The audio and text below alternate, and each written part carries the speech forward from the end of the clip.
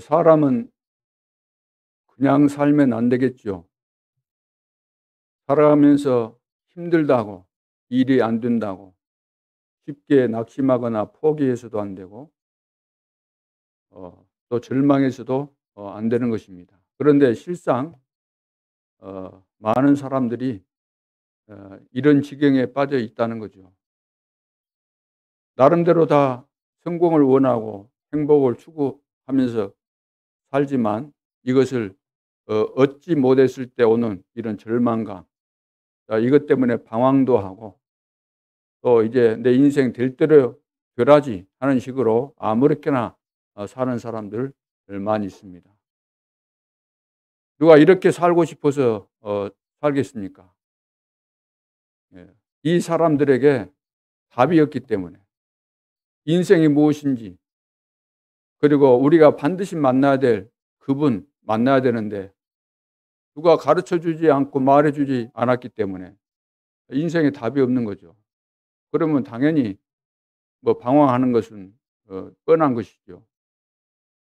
우리 주변에 이런 사람들이 많은 정도가 아니라 거의 다 이런 상태에 있기 때문에, 예, 복음받은 우리가 주변을 잘 살피면서 이들에게 정확한 복음을 전달하기 위해서 내 자신이 먼저 확실한 답을 가지고 나에게 주어진 축복을 제대로 누리고 나타난 증거로 보여줄 뿐만 아니라 이 사람들을 만났을 때 복음으로 정확하게 답을 주고 또 미래에 대해서 비전을 줄 수 있는 이런 전도자들이 다 되어져야 될 줄로 믿습니다. 그래서 사람은 내 자신의 정체성을 먼저 알아야 되는 거죠. 내가 누구인가. 내가 누구인가에 대한 답이 안 나오면은 그 다음부터 될 수 있는 것이 하나도 없잖아요. 내가 사람인데 어떤 사람인가, 무슨 사람인가, 무엇을 위한 사람인가, 내 인생의 의미가 뭔가, 내 인생의 장래가 뭘까, 무엇을 위해서 태어났고 무엇을 하다가 갈 것인가. 나에 대한 정체성이 불분명한데 무엇을 할 수 있겠어요? 이게 정체성에 따라서 거기에 맞는 그 사명이 주어지게 되고, 이것을 하나님이 가지고 있기 때문에 하나님 앞에서 내가 누구인가 답을 찾고, 답을 찾음과 동시에 여기에 주어진 사명이 있거든요. 하나님께서 주신 거. 다른 말로 한다면 평생 미션이 있는데 이것을 가지고 있어야만 제대로 된 인생의 길을 가는 거죠. 사람들은 인생을 갈 때 길로 표현한다면은 크게는 두 가지 길이 있지 않겠습니까? 멸망으로 가는 길, 성공으로 가는 길. 근데 멸망으로 가는 길은 길이 좁고 넓어가지고 찾는 사람이 많으니까 거의 대부분 그 길로 가지만, 생명으로 가는 길은 좁은 길이고 협착하기 때문에 찾는 이가 많지 않다는 거죠. 그러니까 답을 안 주니까 넓은 길로 한없이 그냥 가는 거죠. 사단에게 끌려가지고. 사단에게 끌려가고 있는 줄도 모르면서. 오늘 내가 누구인가 다시 한번 정체성을 확인하고 나에게 주어진 사명이 무엇인가 잘 알고 하나님께서 원하시는 삶, 하나님께서 필요로 하는 그 일들을 잘 감당하는 전도자들이 되어야 되겠습니다. 그 내용이 오늘 제목에 다 나와 있습니다. 레위인의 사명입니다. 서론에서 플랫폼을 만들어라. 레위인은, 여러분들은 영적으로 본다면 지금 레위인입니다. 레위인. 하나님이 특별히 선택한 자들, 성막을 위해서 선택한 자들. 성막이 뭐죠? 구원의 비밀을 위해서 여러분들을 선택해서 이 비밀을 가지고 모든 사람을 살리라고. 레위인의 사명. 구약시대 때 레위인의 사명이 오늘 이 시대에 영적으로 여러분들이 바르게 이해하고 복음의 비밀을 내가 가진 자들이잖아요. 구원받아서 가졌는데 이 비밀을 사람 만나면 제대로 설명하고 전달해서 사람을 살리는 이런 사명, 레위인의 사명입니다. 이것을 감당하기 위해서 플랫폼을 만들라는 겁니다. 플랫폼을 만들어야만 레위인으로서 우리에게 주어진 사명을 감당할 수가 있는 것이죠. 그럼 플랫폼을 어떻게 만들면 될까? 첫째, 실제로 만들어라.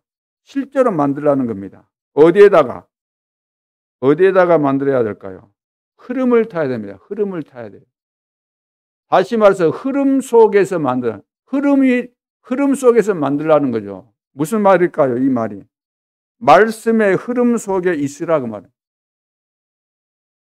실제로 우리가 플랫폼, 내가 플랫폼이 되려면은, 사람들이 나에게 오려면은, 나에게 와서 답을 찾으려면은 내가 말씀의 흐름 속에 있어야만 사람들이 나를 보고 오게 돼 있는 거죠. 올 수밖에 없는 거죠. 그것을 보고 플랫폼, 말씀 속에서 만드는 것. 이 말은 어떻게 만들어야 될까요?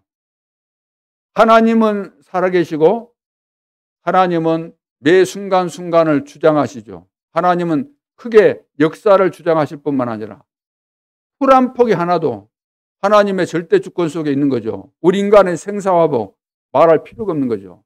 매 순간순간 사건, 만남, 우연이 절대로 아닌 것입니다. 그렇기 때문에 말씀을 주셨을 때도 주시는 타임이 있고 말씀이 성취되는 타이밍이 있거든요. 그렇다면 하나님은 24시 우리와 함께 하시면서 우리에게 말씀을 주시는 것입니다. 그렇다면 이 흐름을 우리가 파악을 하고 흐름 속에 들어가 있어야만 그것이 플랫폼이 되는 거죠. 그러면 어떤 말씀입니까? 세계 복음화를 위해서 하나님은 시대마다 전도자를 세워서 그 시대를 살릴 수 있는 메시지를 주시기 때문에 그 메시지가 매주 나오잖아요. 토요일 되면 핵심 메시지 나오고 산업선교 메시지 나오고 렘넌트를 위한 메시지 나오기 때문에 이 메시지를 잘 듣고 정리하고 본교의 강단 메시지를 잘 듣고 또 특별한 집회 있지 않습니까? 새 가족을 위한 현장 사역자 메시지 또 세계 렘넌트 대회, 중직자 대회, 선교대 이런 중요한 집회 메시지 이런 것들을 듣고 정리를 꾸준하게 빠뜨리지 않고 해 가게 되면은 흐름이 생기게 되는 흐름. 말씀이 점점점 우리에게 주어지고 성취되고 또 중요한 앞으로 성취될 메시지가 주어지게 되는 거죠. 우리에게 하나님께서 우리에게 주시기 때문에. 그래서 말씀의 흐름 속에 있는 것이 정말로 중요한 겁니다. 흐름 속에 있어야만 내가 플랫폼이 될 수 있는 거죠. 플랫폼을 만들어야만 내가 하나님께서 주신 축복을 누리고 전달해서 사람을 살리고 지역과 시대를 살리는 237 나라와 5천 종족을 살리는 이런 주역이 되기 때문이죠. 그러면은 말씀의 흐름 속에 들어가라. 말씀의 흐름 속에 들어가는 것이 플랫폼을 만드는 것이다. 이렇게 말씀을 제가 했는데 그러면 도대체 말씀이 뭐길래 그렇게 중요합니까? 말씀이 과연 중요합니까? 늘 말씀 그렇게 하시게. 말씀이 중요한 것 같아요? 안 중요한 것 같아요? 중요하다는 것까지는 다 알죠. 말씀이 중요하다 그러니까. 그럼 왜 말씀이 중요할까? 창세기 1장 1절로 3절에 보면은 하나님께서 천지 만물을 창조하실 때 어떻게 창조하셨어요? 말씀으로. 히브리서 4장 12절에 하나님의 말씀은 살아있고 운동력이 있다 그랬죠. 손과 영과 관절과 및 골수를 찔러 쪼개기까지 한다. 이 말은 말씀이 우리 인간의 몸과 영혼 다 살린다는 겁니다. 몸, 혼, 영혼 다 살린다는 거죠. 얼마나 중요합니까? 요한복음 1장 1절로 3절에 보면은 태초에 말씀이 계시니라. 이 말씀이 하나님과 함께 있었는데 그 말씀이 곧 하나님이다 그랬어요. 말씀. 그리고 요한복음 1장 11절로 12절에 보면은 이제 말씀이 태초에 말씀이 계셨는데 그 말씀이 예수 그리스도라고 말씀하고 있죠. 그분이 바로 예수님입니다. 근데 그분 안에는 생명이 있었다 그래요. 생명이 있는데 그분은 빛으로 오셨다. 무슨 빛이에요? 생명의 빛이다. 생명의 빛으로. 그래서 1장 14절에 보면 말씀이 뭐가 됐어요? 육신이 되어 우리 가운데 거하심에. 그 영광을 보니 아버지의 영광이요. 독생자, 이 아버지의 영광이 이미 넘쳤다. 그 말씀이죠. 은혜와 진리가 충만하더라. 말씀이 육신이 돼서 하나님이 인간의 몸을 입고 이 땅에 오신 거죠. 이걸 보자. 성육신. 하나님이 인간의 몸을 입으셨다. 그런 의미죠. 자, 그래서 중직자 산업인은 말씀 제대로 드려야 되는데, 우리 중직자 산업인이 정말로 구원받고 이 시대에 쓰임받을 중직자가 맞다고 한다면 당연히 가장 우선적으로 가장 잘해야 될 것이 말씀을 빠뜨리지 않고 듣고 그 말씀을 내 삶 속에 적용을 해야 되잖아요. 적용을. 골라잡기 하면서 그냥 말씀만 잘 듣고 적용을 안 하면 아무런 의미가 없는 거죠. 적용 안 하면. 뜬구름 잡는 식이 되는 거죠. 말씀을 하나님 왜 주시겠어요, 우리에게? 말씀 주신 이유는 그 말씀 이거 붙잡고 너가 말씀 그대로 응답받으라. 말씀대로 실천해라. 그런 의미에서 주셨는데 오늘날 자칫 잘못하면 말씀만 내가 알고만 있지. 저장만 해놓지. 말씀은 나를 통해서 현장을 살리고 어둠 속에 빛을 비추고 시대를 바꾸기 위해서 말씀이 어마어마한 능력을 우리에게 주신 거 아닙니까? 그런데 지금 중직자 산업인들이 말씀을 못 듣는다는 거죠. 말씀을 못 듣고 아예 안 듣는다는 거예요. 아예 안 듣는.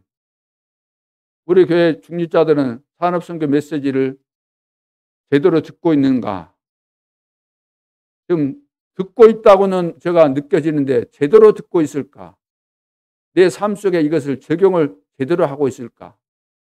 근데 오늘날 대부분 뭐 산업인뿐만 아니라 대부분의 성도들이 우리 교회뿐만 아니라 세계교회 성도들이 하나님의 말씀을 들을 때 하나님이 우리에게 주신 말씀은 다 지켜 행하라는 겁니까? 일부분만 행하라는 겁니까? 너 입맛에 맞는 것만 골라서 행하라 그랬습니까? 입맛에 맞는 것만 골라서 행하잖아요.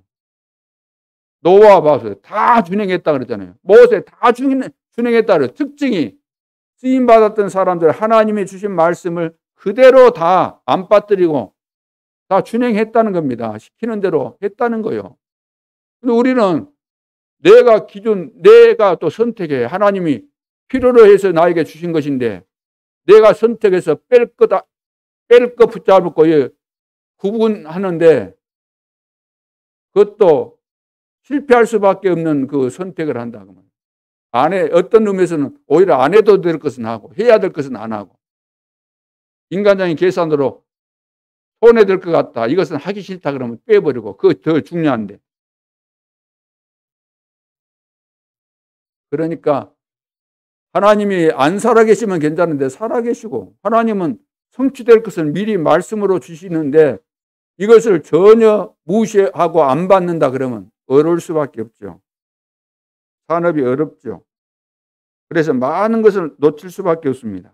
그런데 우리 단체에서도 산업선교 메시지 나오면 랩런트들도 지금은 좀 똑똑한 애들, 깨어난 애들, 은혜 받은 애들은 다 메시지 안 놓치고 참석하잖아요.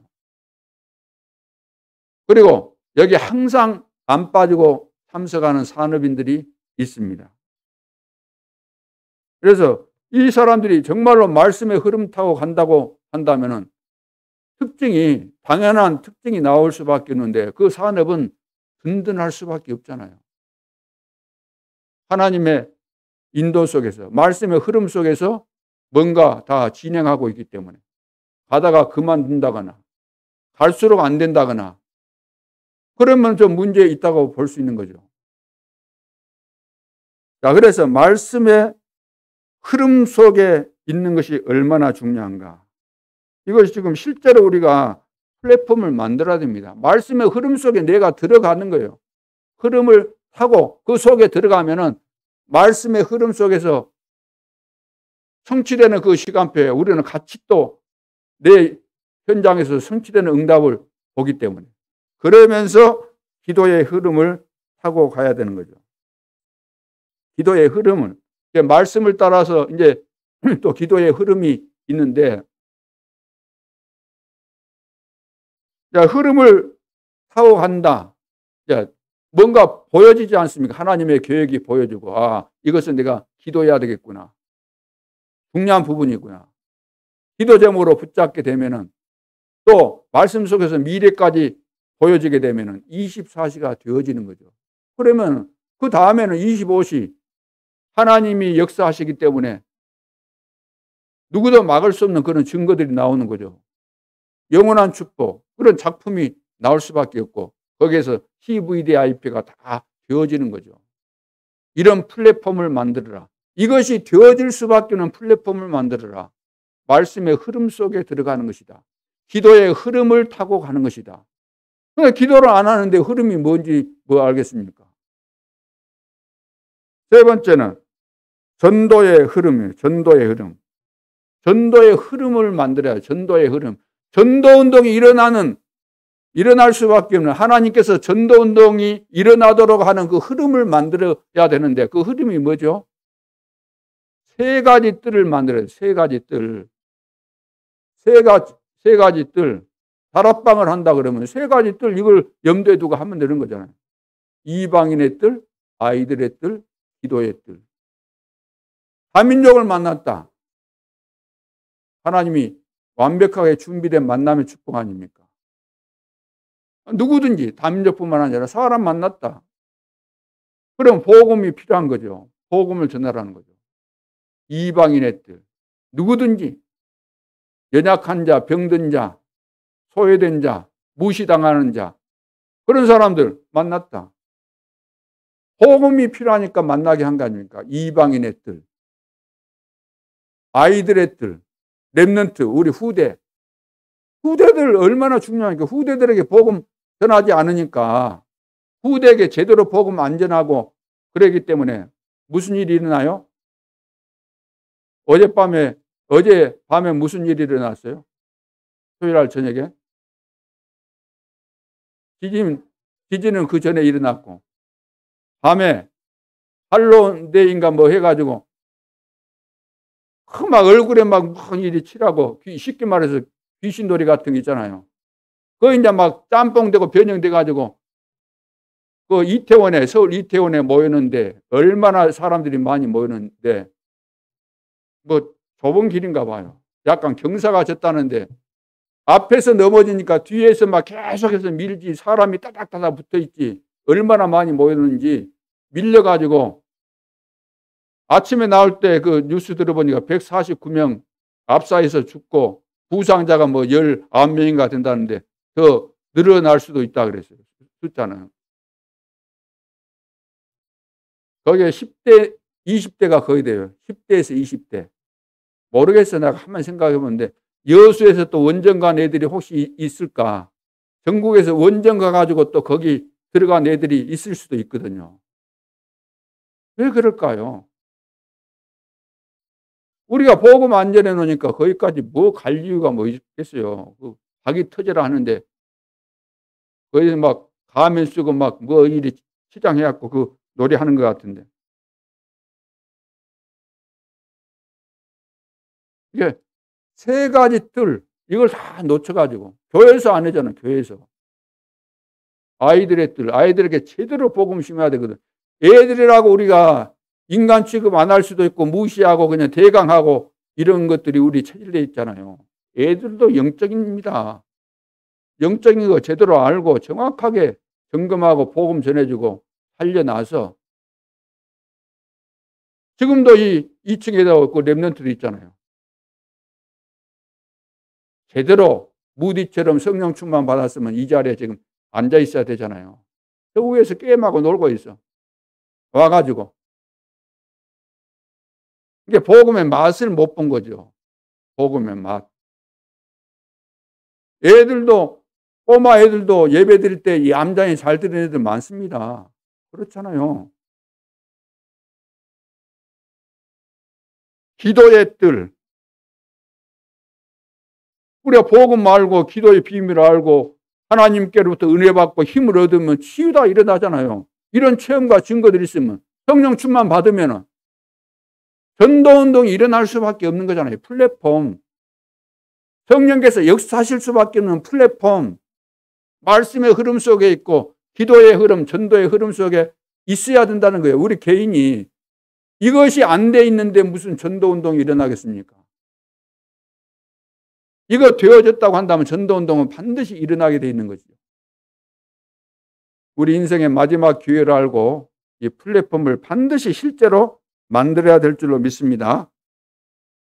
이 흐름을 타면은 빛의 경제가 오는 거죠. 빛의 경제.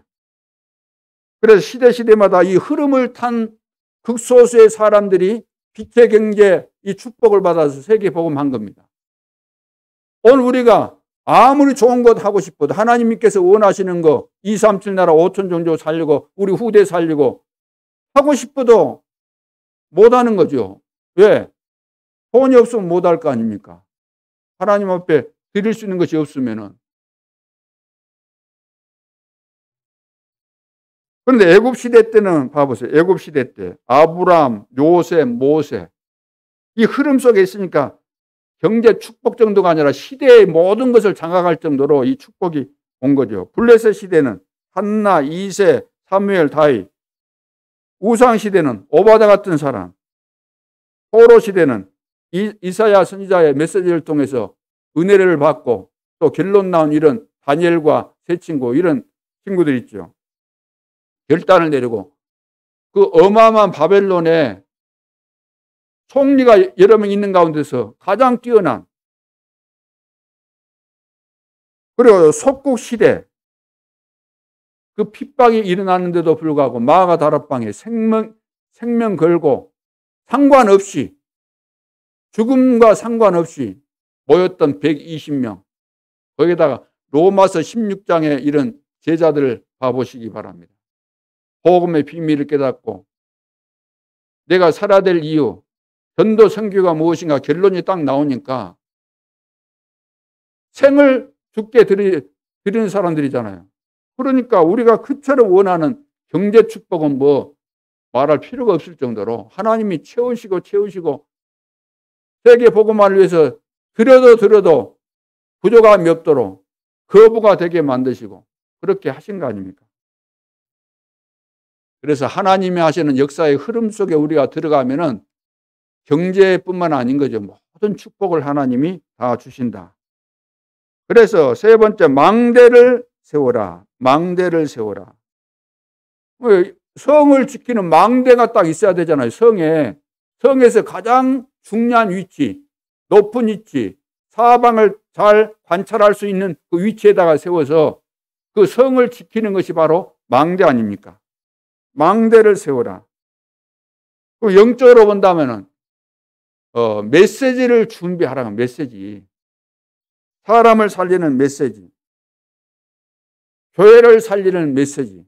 우리 후대를 살리는 그 메시지를 정리하고 준비한 것이 바로 망대를 세우는 겁니다. 그래서 내용, 모일 수밖에 없는 내용, 살릴 수 있는 메시지가 나에게 있게 되면은 그걸 보고 다른 말로 한다면 플랫폼이라 그래요. 사람들이 모일 수밖에 없다는 거죠. 그러면서 거기에서 치유가 되어지잖아요. 치유. 이걸 보고 파수망대. 또 이 비밀이 지역과 전 세계로 또 하나님과 늘 소통되는 이 비밀이 필요하죠. 이걸 보고 안테나 그러죠. 그래서 플랫폼, 파수망대, 안테나 이 역할을 우리 개인이 해야 되는 개인이 교회에서 이런 일을 하라고 말이에요. 이런 일을 하라고 말이에요. 뭘 만든다 그런 차원이 아니고 물론 이것을 위해서 필요하다고 한다면 건물도 세우고 그리 하겠죠. 그러나 본질적으로 건물 이런 것이 없다 하더라도 우리 개인이 파수망대다. 우리 개인이 내 소개가 준비가 되어 있으면은 플랫폼이 되는 거예요. 사람이 오게 돼 있어요. 만나도록 하나님이 하시고.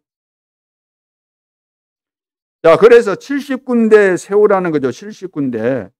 70군데 영향을 끼쳐야 된다. 영향이 가야 되는 것이 당연한 것이다. 70지역을 살리고 70나라를 살려라. 내가 이 흐름 속에 들어가 있으면 하나님이 세계 복음화의 역사를 이루어 가시는 언약의 여정, 이 흐름 속에 우리가 있다면은, 여기에 준비되어서 이 흐름 속에 있는 것이 맞다면은 하나님이 이렇게 역사하시는 거죠. 그래서 실제로 하나님이 역사하실 수밖에 없는 플랫폼을 만들어라. 두 번째는 뭘 만들어야 돼요? 영적 플랫폼을 만들어라. 영적 플랫폼을 만들어라. 언제?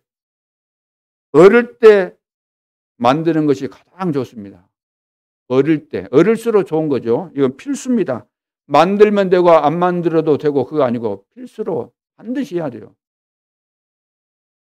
대학에 들어가서 공부할 때 선택 과목, 필수 과목이 있거든요.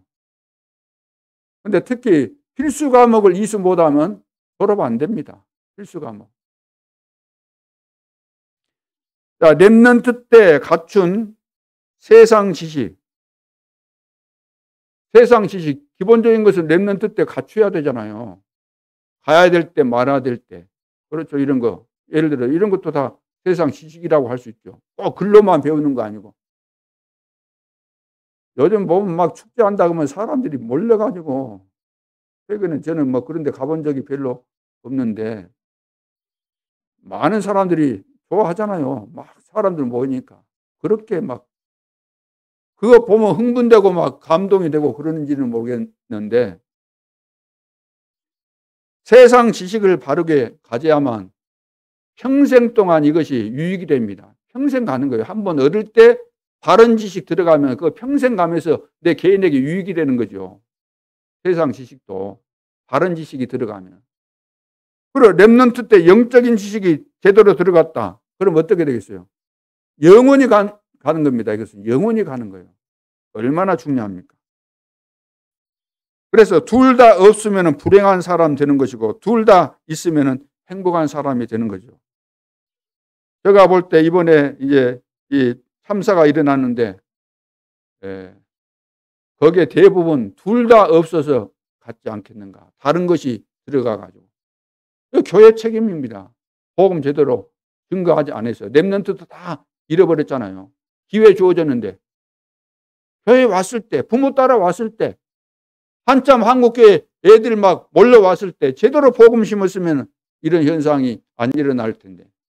우리 책임인 줄 알고 이번에 40일 집중 기도하면서 회개하는 마음도 가지고 우리가 내 힘으로 안 되기 때문에 성령 충만을 받아서 하나님께서 원하시는 그 일을 우리가 제대로 할 수 있도록 축복하여 주옵소서. 이런 기도가 되어져야 될 줄로 믿습니다. 그러면서 어릴 때 만들 뿐만 아니라 매일 만들어야 돼요. 매일. 영적 플랫폼은 매일 만들어야 돼요. 그래서 아침 시간을 정복하라는 겁니다. 아침 시간. 기상하면은 그거 이제 아침 시간이에요. 기상해서 낮에 일하기 전까지 이것을 아침 시간으로 보면 돼요. 반드시 아침 시간을 정복해야 됩니다. 여러분 아침에 몇 시에 일어나고 아침에 일어나서 무엇부터 하고 계십니까? 기도만큼 중요한 것이 없거든요. 기도만큼. 아침에 일어나면 아침을 정복한다 이 말은 기도하는 거예요. 사도행 1장 14절. 아침에 일어나면 진짜 우리는 오로지 기도해야 되는 거 아닙니까? 사도의 가르침을 받아. 2장 40일. 사도의 가르침을 받아. 서로 떡을 떼며 교제하며 오로지 기도하기에 힘쓰다 그러잖아요. 오로지 기도했다 그러잖아요. 사도의 가르침을 받아. 이 말은 말씀의 흐름 따라. 그 말은 말씀, 하나님 말씀의 흐름을 따라서 기도하라는 거죠. 그리고 낮 시간에는 낮 시간을 우리가 누리는 겁니다. 낮 시간에 누리는 거죠. 활동하면서 누리는 거죠. 낮에는 뭐 이런 일 저런 일, 이런 사람 저런 사람, 뭐 이런 사건 저런 사건 접하고 여러 가지 일들이 있죠. 범사가 있죠. 범사가 생기죠. 여러 가지 일들이 생길 텐데 이때는 누리는 겁니다. 순간순간 그런 사건 날 때마다 하나님의 뜻이 무엇인가 의미를 찾아서 감사가 나와야 되는 거죠. 아, 나에게 왜 저 사람이 이렇게 욕을 했을까? 의미를 찾아보세요. 아, 내가 당연한 것이구나. 욕먹을 짓을 내가 했구나. 앞으로 조심해야 되겠구나.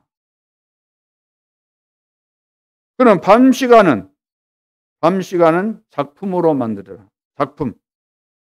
그러니까 밤에는 하루에 있었던 모든 일들을 총정리하면서 오늘 좋았던 거, 또 좋지 않았던 거, 중요했던 거, 여러 가지 우리가 다 정리해 보는 거죠.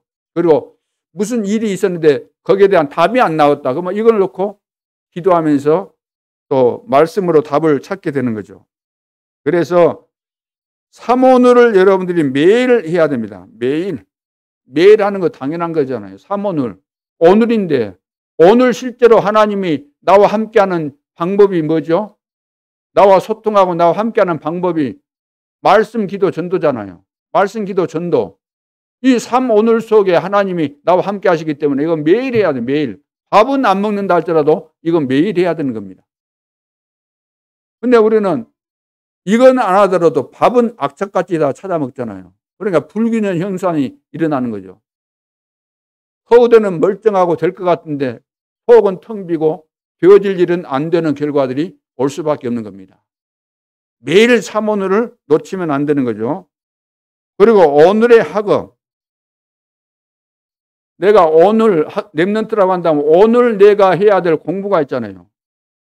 그러면 직장인들은 오늘 내가 해야 될 직장에서 맡긴 업무, 사업가라고 한다면 오늘 내가 해야 될 일이 다 있잖아요. 그걸 정하는 겁니다. 언제 정하면 좋겠어요? 밤에 하면 좋겠죠.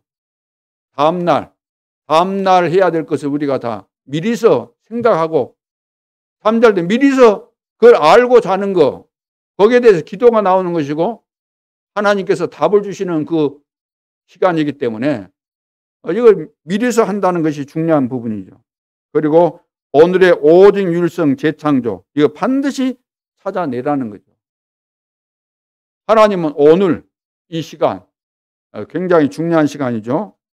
이것이 매일매일 하다 보면, 이것이 연속해서 하다 보면은 큰 것이 되어질 수밖에 없죠. 처음에는 아무것도 아닌 것 같았지만 계속해서 하다 보면은 작품이 나오게 되는 것입니다. 아침에 일어나서 여러분들이 기도 수첩하는 것도 요즘 좀 줄어든 것 같아요. 돌아가셨나? 하던 사람이. 그전에는 그래도 한 20명 가까이 되던 요즘 보면 숫자가 줄어들었어요. 변질됐습니까? 이거 해봐야 별 볼일 없구나, 그리 판단하셨을까요? 꾸준하게 하세요. 꾸준하게. 건강도 기본적으로 건강 유지하려면은 꾸준하게, 혹시 밥맛이 없다 하더라도 꾸준하게 새끼 잘 찾아서 드시고 꾸준하게, 싫어도 또 겨울철 되면 싫잖아요. 그래도 운동하기로 했으면 꾸준하게 운동도 하고, 그렇게 하셔야만 건강도 여러분들이 유지되고 다 그렇게 되는 것이기 때문에 매일 만들어야 돼요. 매일. 어릴 때 만들수록 좋고, 어른은 더 막 해야 돼요. 진짜 내가 남은 생에 멋있게 인생의 작품을 만들어야 되겠다, 이런 분들은 진짜 집중해서 매일 이것을 만드시기 바랍니다. 반드시 영적 플랫폼을 만들게 되면, 내가 그 영적 플랫폼이 되어지면 하나님이 증거를 주십니다. 하나님은 살아계시기 때문에. 자, 세 번째는 플랫폼을 만들어야 되는데, 세 번째는 실제로 만들고 영적인 플랫폼 만들고, 세 번째는 비대면 플랫폼을 미리 만들어라. 비대면.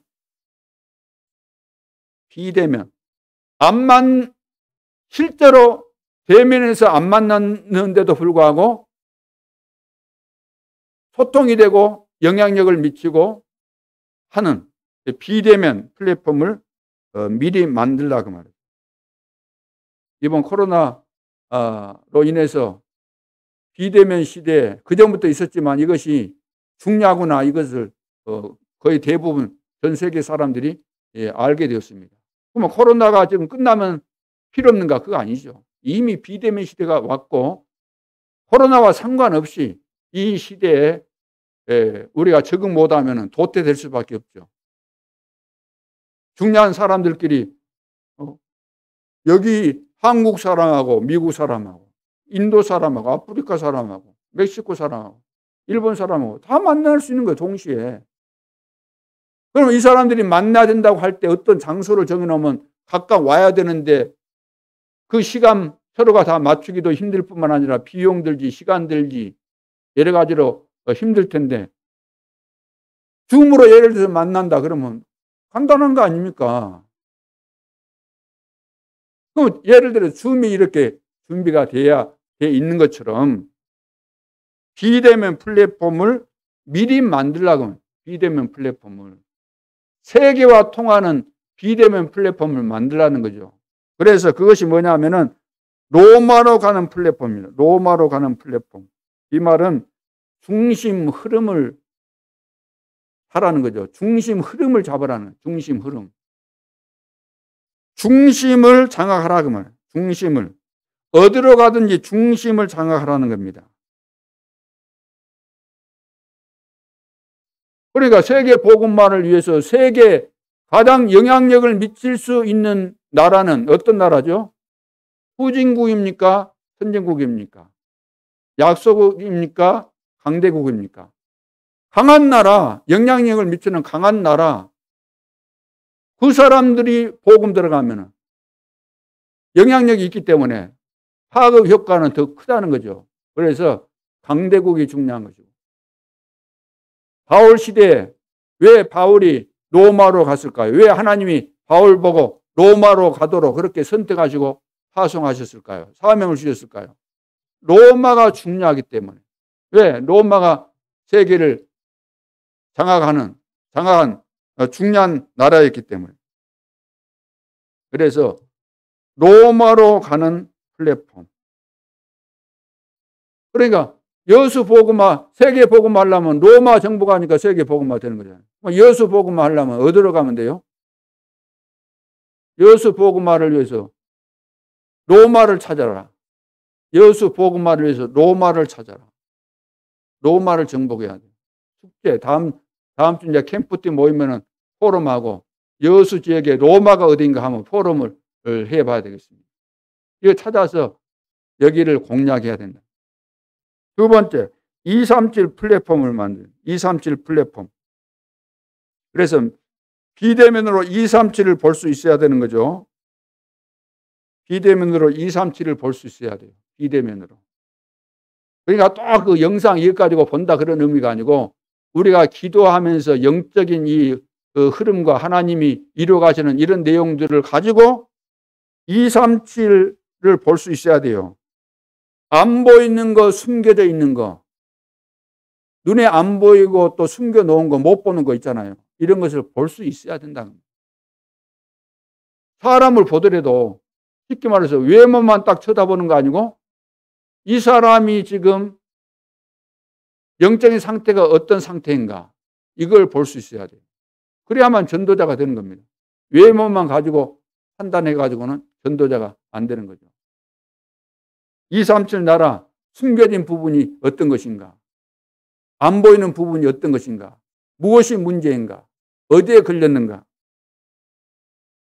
세 번째는 제자 플랫폼입니다. 제자 플랫폼. 자, 비대면 플랫폼을 미리 만들어야 되는데 이제 제자 플랫폼.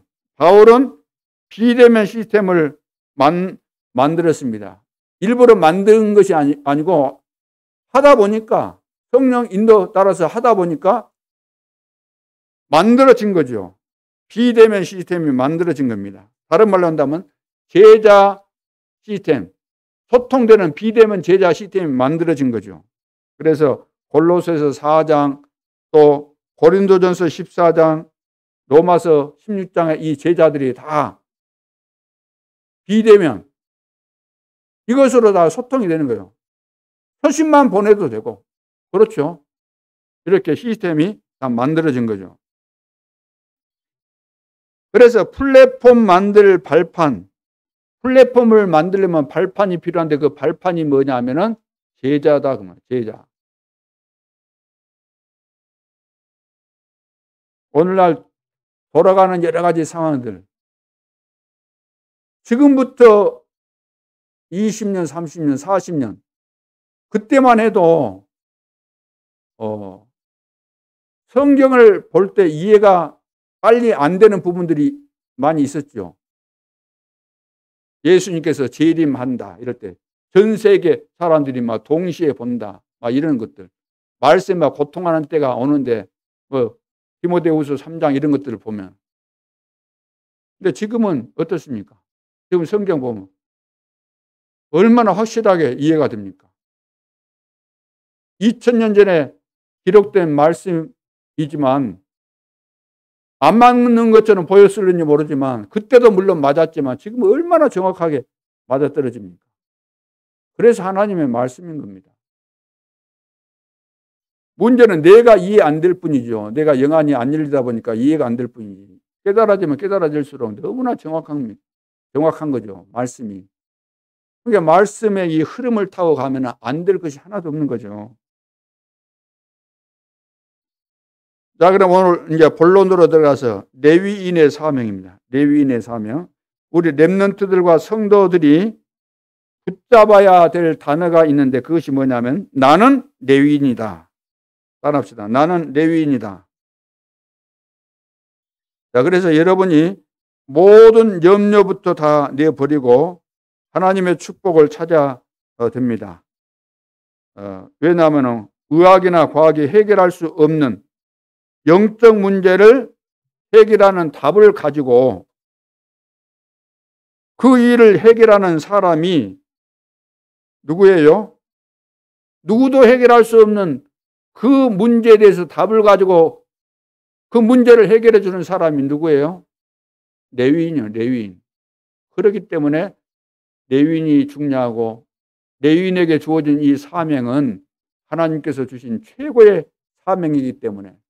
그런데 이 중요한 레위인이 누구냐 할 때 오늘 이 시대로 말하면 우리가 바로 구원받고 전도운동의 대열 속에 있는 여러분이 바로 레위인이다 그 말이에요. 레위인.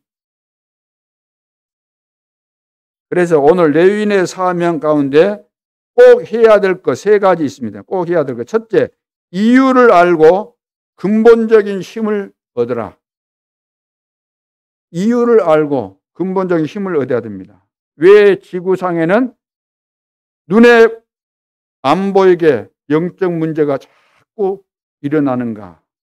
그 이유를 알아야 될 거 아닙니까? 왜 자꾸 이런 일이 지역 도처에서 세계 곳곳에서 왜 이런 일이 계속해서 일어나요? 영적인 문제 있어가지고 미국 같은 뭐 얼마나 비일비재하게 일어납니까? 총기 사고 그것도 한두 명 죽는 거 아니고 막 학교에 들어가서 애들 무차별로 이렇게 사살하고 그러잖아요. 왜 우리에게 오는가 이런 것이. 그래서 첫 번째 사명이 그 이유를 알고 근본적인 힘을 얻으라는 겁니다. 그 이유를 알고 근본적인 힘을 얻어야 된다. 왜 개인에게 가정에 재앙이 임하는가? 왜 국가에 전 세계 이렇게 얼음이 쌓이는가? 막 전쟁이 일어나고 우리나라도 또 이제 앞으로 지진이 많아질 가능성도 많이 있습니다.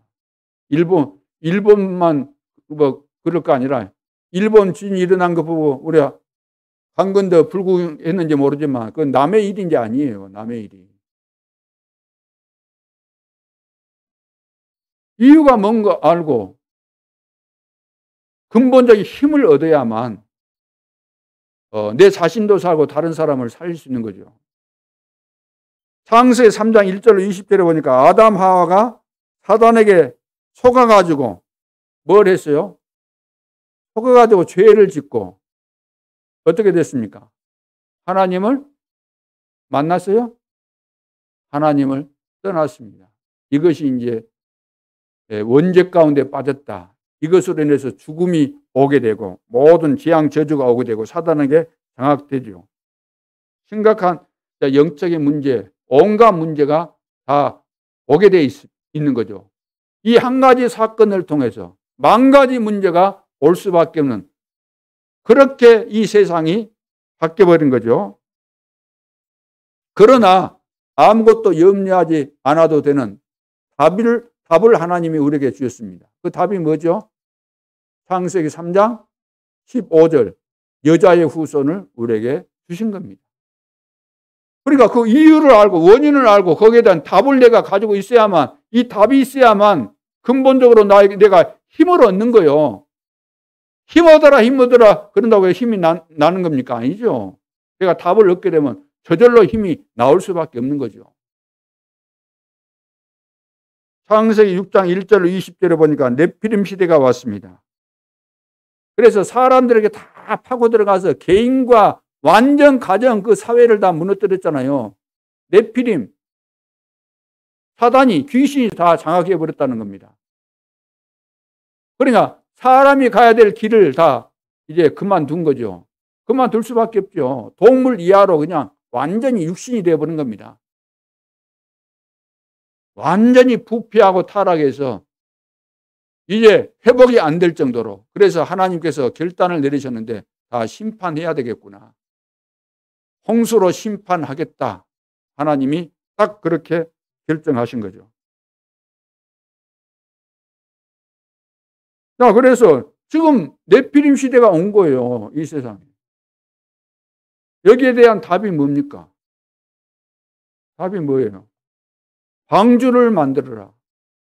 방주 안에 다 들어오게 해야 돼요. 방주 안에. 예수 그리스도 안에 들어와야 돼요. 그렇기 때문에 우리가 방주를 만들어야 돼요. 현장에서. 방주 만들라는 말이 무슨 말입니까? 예수 그리스도를 말해줄 수 있는 다락방 운동, 생명 운동을 하라는 겁니다. 지교의 운동이 뭡니까? 예수 그리스도를 말해서 방주 안에 들어올 수 있도록 해줘야 되는 거죠. 창세기 11장 1절로 8절, 사람들에게 큰 바벨탑을 쌓자고 해서 이제 파고 들었잖아요. 사단이 파고 들어가지고, 야, 바벨탑 쌓자. 야, 우리 바벨탑 쌓자.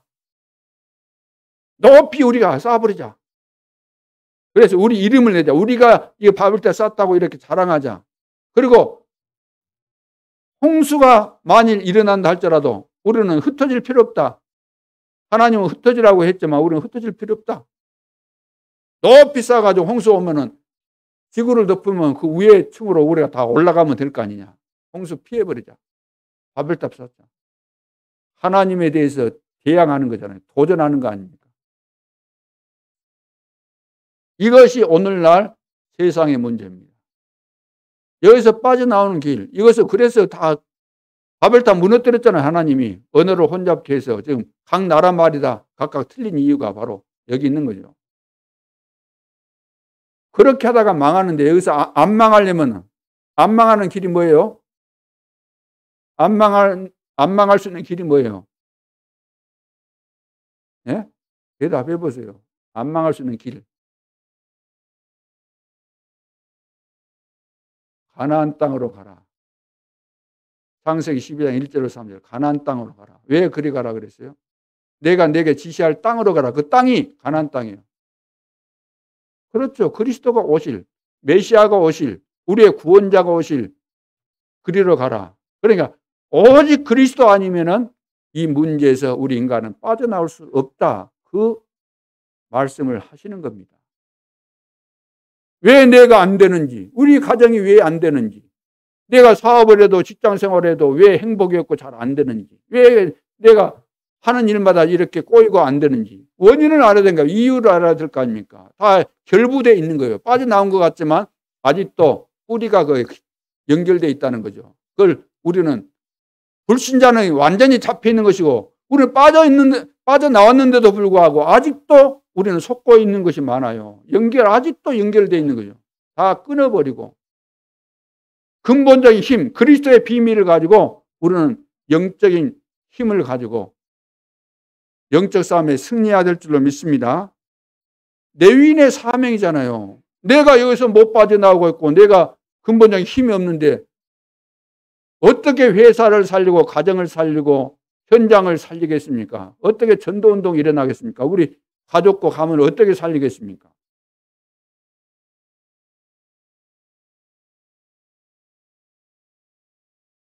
그래서 드디어 우상, 문화, 가정, 개인에게 파고들잖아요. 이 흑암의 세력이.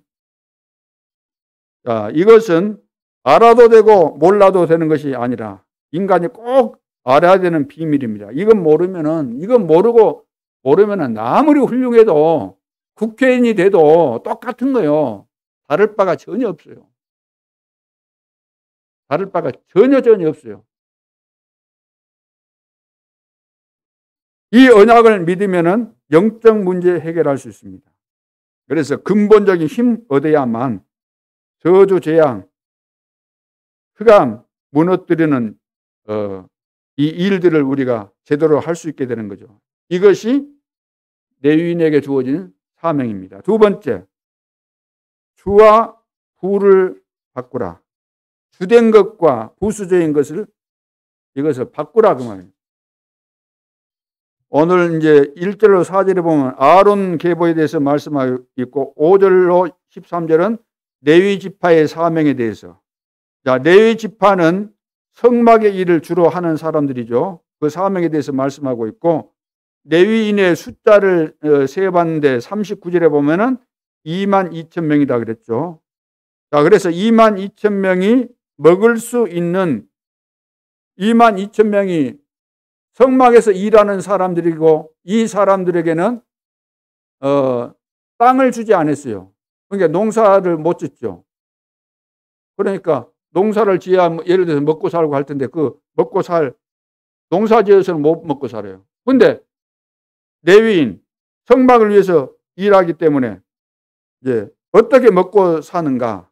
그래서 하나님께서 이 사람들이 먹을 수 있도록 먹고 살 수 있도록 11조와 헌금을 전 백성이 다 내라. 그래서 내게 만들어서 이것을 가지고 레위 사람들이 살게 된 거죠. 먹고 살게 되는 거죠. 그래서 이제 쉽게 말해서 생활비라고 할 수 있는 거예요. 생활비. 그런데 붙잡아야 될 것이 있습니다. 자, 이스라엘 광야길 가고 있는데 성막 만들어라. 성막 만들어라. 자, 여러분의 주업은 따로 있습니다. 이스라엘 광야 가는데 성막을 만들어라 그랬어요. 누구 보고? 이스라엘 전 백성을 보고 성막 만들어라. 이스라엘 백성들은 자기 할 일이 다 있잖아요. 자기 할 일. 자기 해야 될 일이 다 있잖아요. 근데 자기 할 일이 있는데 성막 만들어라. 그러면은 갈등이 생길 거 아니에요. 아이고, 내가 먹고 살려면 내가 해야 될 일이 있는데 이거 바쁘고 이거 못하면 내가 굶어 죽을 수 있는데 또 성막 만들라고? 성막 만든 것보다 중요한 건 내가 먹고 사는 거 이거 내가 하고 있는 이 주업 이것이 다야. 그런 마음을 가지면 성막 만들 수 없어요. 없죠. 근데 하나님이 왜 성막 만들라 그러는가? 너희들이 먹고 살고 하는 그 일도 중요하지만 더 중요한 이거 성막 만드는 것이다. 그러면 이제 깨달아져야 돼. 내가 살아가면서 일을 해야 되잖아요. 먹고 살고 세계복음만을 위해서 일을 해야 되는데 우선이 어떤 것인가? 중요한 것이 어떤 것인가? 성막 만드는 것이 더 우선이다 그 말이에요. 성막 만드는 것이 주업이다 그 말이에요. 내가 그동안 내가 하는 일이 주업으로 생각했는데 성막 만드는 것이 주업이고 내가 그동안 주업으로 생각했던 그것이 바로 부업이다. 그 말씀입니다. 그러니까 레위인의 축복을 누리는 것이 바로 주업이에요. 레위인의 축복을 누리는 것. 주와 부가 바뀌니까 하나님이 신경질 나버리잖아요. 열심히 일하면서도 주업의 복음 전하는 이건데 여기에는 관심이 없고 먹는 것만 그것만 열심히 하고 있어서 세상 사람들은 칭찬하려는지 모르지만 하나님이 보실 때는 악한 거죠.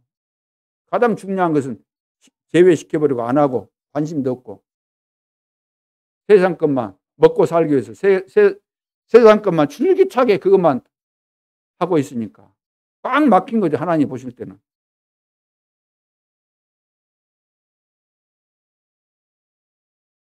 그래서 사업은 여러분들이 하는 사업은 부업입니다. 광야길을 가면서 성막 중심으로 가라는 말은 주와 부 이거 바꾸라고 말이에요. 성막 중심으로 가야 돼요. 성막 중심으로 안 가면은 망하게 돼 있잖아요. 탈락될 수밖에 없어요. 레위인의 사명. 나는 주와 부가 밖에서 제대로 자리를 잡았는가? 뭐가 우선입니까? 교회 일이 우선입니까? 여러분 사업이 우선입니까? 여러분 말 안 해도 사업이 우선입니다. 교회 일이야. 여러분 중심으로 정말로 하나님 일이다 그러면은 거기에 무게감을 두고 중요성을 갖고 하나님이 말씀하셨구나. 그래. 하나님이 내 사업과 모든 일도 주관하시지. 하나님께서 얼마나 중요하면 또 이런 일을 하라고 하실까. 그래. 여기에 내가 집중해서 제대로 일을 해야 되겠구나. 그런 중심 가지고 그거 하는데 하나님은 사업에 축복하시잖아요.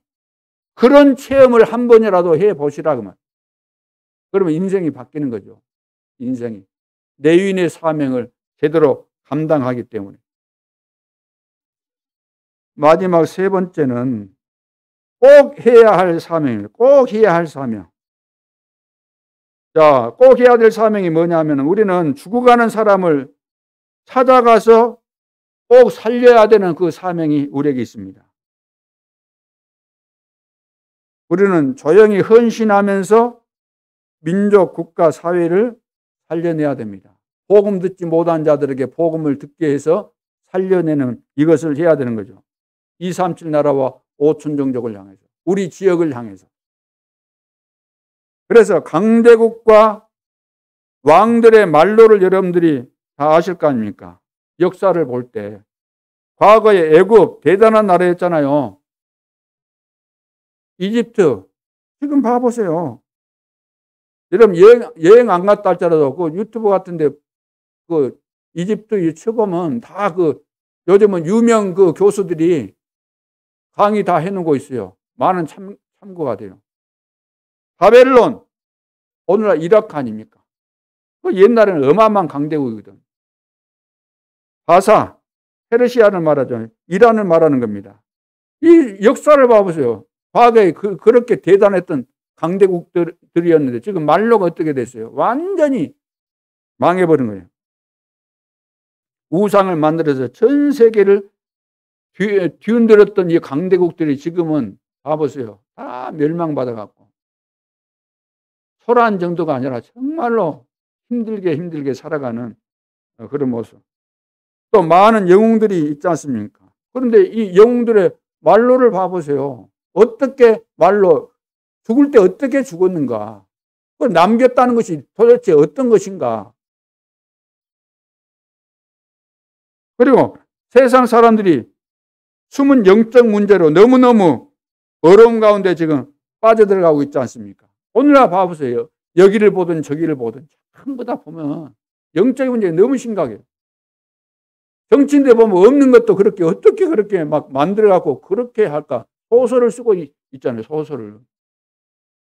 서로 비난하고 서로 모함하고 유튜브에도 막 그래 거짓말 투성이로 막 돈 되겠다 싶고 자기들 알리기 위해서 막 거짓말로 뻥을 튀야만 사람들이 혹하고 보니까 그걸 노리기 위해서 막 과대 포장하고 과대 제목 잡고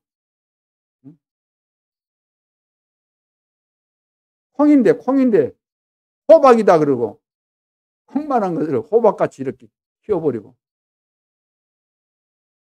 세상이 이렇게 지금 돌아가고 있습니다. 답이 없으니까 내가 살고 보자 그래. 내가 살기 위해서는 다 죽일 수 있다는 거죠. 내가 살기 위해서는 어떤 거짓말도 할 수 있다. 내가 살기 위해서는 어떤 짓도 할 수 있다. 돈 된다 그러면 내 부인도 죽일 수 있다. 부모도 죽일 수 있다. 돈 된다고 한다면. 돈 된다고 한다면 야간에 망치 들고 가고 뭐 해가지고 다 두드러 깨가지고 보석 같은 거 언제든 훔쳐 도망갈 수 있다. 요즘 그 시대 아닙니까?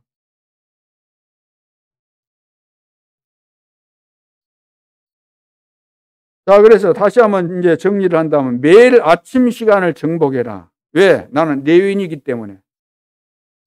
레위인의 어마어마한 힘을 가지고 사명을 감당하기 위해서. 그래서 아침에 일어나면 기상하면은 아침을 정복해야 돼, 정복. 기도가 힘들지요. 어렵지요. 노동이지요. 기도하면은 나에게 오게 되는 축복, 하나님이 주시는 축복, 어마어마한 축복이 있는데 우리는 아직도 기도의 이 중요성, 가치 잘 이해 못하고 노동으로 생각하고 하기 싫은데 또 기도하라 그러는 것도 뭐 40일이요? 10일이나 하지. 10일도 많은데 하루도 하기 싫은데. 근데 기도가 행복이 돼야 돼요. 기도해가지고 손해날 것이 하나도 없는데 기도를 우리가 중요한 것인데 이해를 못하다 보니까 기도 안 하잖아요. 기도 안 해요. 나는 레위인이다. 만일 여러분들이 기상해서 일어나서 매일 기도한다면 인생이 변합니다. 그러면 매일 기도하라는데 뭘 기도해야 됩니까? 목사님, 뭘 기도해야 되죠? 내가 구원받는 순간, 구원받은 하나님의 자녀에게 주신 축복 있잖아요. 7가지. 그건 알고만 있으라는 거예요. 뭐예요? 그 축복이 우리에게 와 있으니까 우리가 기도를 가지고 그걸 계속 누리는 거예요. 그것을. 그 속에 다 들어있잖아요. 예를 들어서 주의 성령께서 내 영혼 모든 몸을 치유해 주옵소서. 이런 기도. 또 내 산업, 사역이 성령의 인도를 받게 하옵소서. 내가 회사를 살려야 되겠고 현장을 살려야 되겠는데 나에게 성령의 충만을 주옵소서. 이렇게 기도하라고. 또 하나님 오늘 내가 말씀을 붙잡고 기도하는 이 시간에 주의 사자를 앞서 보내서 역사해 주옵소서. 또 내가 기도하는 이 시간에 모든 흑암 세력이 무너지게 하옵소서. 또 내 삶 속에 가는 곳마다 제자를 만나는 축복을 허락해 주옵소서.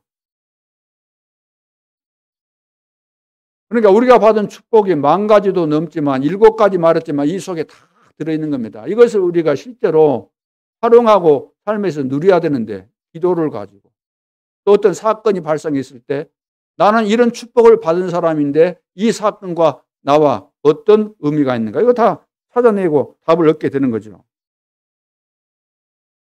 여기에다가 불신자 상태 6가지를 이기는 권세가 우리에게 있지 않습니까?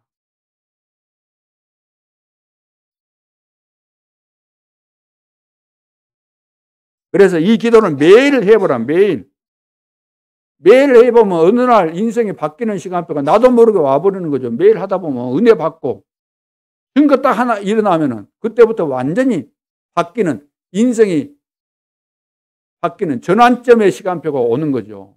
이것이 이제 이렇게 되어져야만 기도하면 응답이 오고 말씀이 성취되고 전도운동도 일어나고 산업의 증거 있고 모든 것이 다 풀려지는 겁니다. 딱 걸려 있으면은 당연히 해야 될 기도, 당연히 누려야 될 우리에게 주어진 이 축복 하나도 못 누리고 이거면 이 속에 다 들어있잖아요. 이 속에 하나님이 우리와 함께 하시면서 신분과 권세 주셨잖아요. 어마어마한 축복. 이거 활용하면 다 되는데 이 축복 속에서 이제 성령 충만 받고 우리가 해야 될 것은 땅끝까지 증인되는 이 축복이죠. 자, 그래서 렘넌트들이 이것을 가지고 가라는 겁니다. 나는 제사장이다. 나는 렘넌트다. 모든 우리 중직자들은 나는 현장 살리는 레위인이다. 따라합시다. 나는 현장 살리는 레위인이다. 이거 바로 정체성이고 사명이 여기 들어있잖아요. 이 힘을 가지고 있으면은 이 힘을 가지고 있으면은 현장이 변화될 수밖에 없고 흑암이 무너질 수밖에 없는 거죠. 꼭 이 사명 가지고 우리 렘넌트 그리고 우리 중직자들이 승리할 수 있기를 주님의 이름으로 축원합니다. 마지막 결론으로 평생 할 플랫폼을 만들어라. 평생 할 플랫폼. 한두 번 하다가 말 거 아니고 평생 해야 될 거 아닙니까? 뭘 그렇게 하면 되는가? 자, 말씀을 생활화. 말씀을 생활화. 그래서 내 삶 속에서 나타나도록 보디발 그 주인이 요셉을 보면서 딱 볼 수 있을 정도로. 자, 말씀에 뭐라고요? 생활화. 기도에 체질화. 그리고 학업, 직업의 전문화, 전문성을 가지고 하라는 거죠. 기도도 이게 체질이 돼야 돼요. 매일 하다 보면 이게 체질이 될 수 있도록. 그래서 안 되는 자는 좋은 것을 시작은 했는지 모르지만 중간에 포기하고 안 하는 사람. 평생 돼야 돼요. 이것이 우리 체질 돼야 돼요. 각인벌이 체질. 체질까지 못 가니까, 체질까지. 이번 40일 집중 새벽 기도를 통해서 이런 체질로 바뀌어질 수 있기를 바랍니다. 말씀에 뭐요? 생활화, 기도에, 체질화, 직업에, 전문가 하는 내가 하는 일에 있어서 전문성을 가지고 해야지. 두루뭉실하게 하고 시키는 것도 제대로 못하고 아이고 저거 필요 없네. 필요해서 뽑았더만 필요가 없네. 어떻게 내쫓아내지? 필요한 사람이 돼야 되잖아요. 전문성을 가지고. 이번 한 주간도 승리할 수 있기를 주님의 이름으로 축원합니다. 기도드리겠습니다. 하나님, 우리를 시대 살릴 레위인으로 세우신 것 감사합니다. 레위인에게 주어진 사명, 모든 자들을 복음의 능력으로 살리라고 우리를 부르셨고 시대 살릴 주역으로 세우신 것 감사합니다. 사람들이 올 수밖에 없는 플랫폼을 실제로 만들 수 있도록 축복하여 주옵소서. 영적인 플랫폼 그리고 비대면 플랫폼, 평생 누릴 플랫폼을 만들어서 매 순간순간 승리하고 날마다 승리하고 평생 인생에 승리할 수 있도록 역사해 주옵소서. 지금도 살아계신 주 예수 그리스도 이름으로 기도하옵나이다. 아멘.